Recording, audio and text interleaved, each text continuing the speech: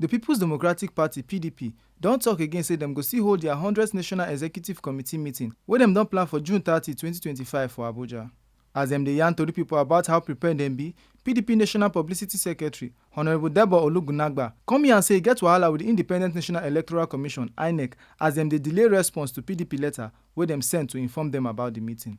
According to wetin Olugunagba tok, PDP don write INEC officially since May 30 to tell dem say dem wan hold NEC meeting and dem follow the law wey tok say make dem give 21 days notice. But INEC come wait like 13 days before dem reply. E come tok say according to Nigeria Electoral Act, Part 2, Section 13, e no dey compulsory make political party tell INEC before dem hold NEC or National Working Committee meeting. Na only convention, congress and primary election dey under INEC power. Im tok say even though e no dey compulsory, PDP just send the notice for formality sake, but INEC come dey raise unnecessary wahala.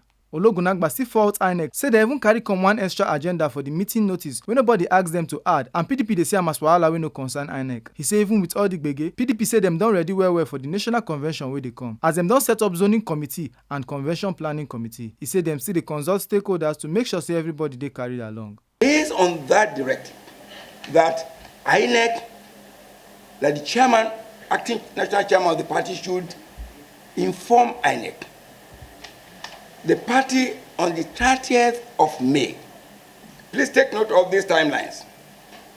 On the 30th of May, the party wrote to INEC, and I'll read it for clarity. I know a lot of you have it, but again, for purposes of this conversation, I think for the emphasis, we need to draw attention to it so that the public will know, you will know, the party members will know that this party has been doing everything in accordance with the law, in accordance with its constitution, in accordance with the practice and convention. PDP tok say dem still stand gidigba say dem go follow the constitution and the correct law path, even as INEC dey do wetin dem call interference.